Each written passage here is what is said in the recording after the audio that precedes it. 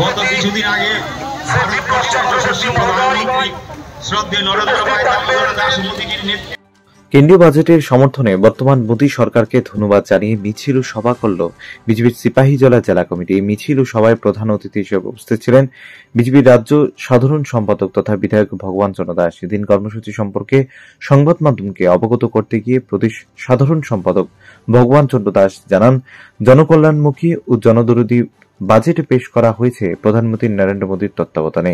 এই বাজেটের ফলে সাধারণ অংশের মানুষের কি কি সুযোগ সুবিধা পাওয়া যাবে তা জনগণের মাঝে পৌঁছে দেওয়ার লক্ষ্যকে সামনে রেখে মিছিল সভার মতো কর্মসূচি গ্রহণ করা হয়েছে, যার অঙ্গ হিসেবে এদিন বিশালগড় বাজারে বিজেপির সিপাহীজলা জেলার উদ্যোগে ধন্যবাদ র্যালি সভা আয়োজন।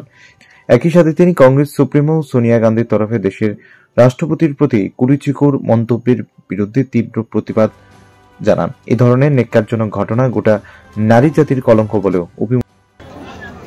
আপনারা নিশ্চয়ই জানেন যে সাম্প্রতিককালে কেন্দ্রীয় সরকার তথা ভারতবর্ষের মাননীয় প্রধানমন্ত্রী নরেন্দ্র ভাই মোদীজির নেতৃত্বে 2025 এবং 26 সালের বাজেট পেশ করা হয়েছে।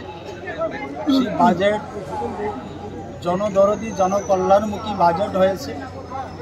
এই বাজেটকে সমর্থন জানিয়ে এবং জনসমক্ষে এই বাজেটের বিষয়কে তুলে ধরার জন্য ভারতীয় জনতা পার্টি সারা দেশের সঙ্গে আমাদের ত্রিপুরা প্রদেশও আমরা জনসমক্ষে সেটা নিয়ে যাওয়ার জন্য একটি র্যালি এবং সভার মাধ্যমে সেটা আমরা তুলে ধরার চেষ্টা করছি।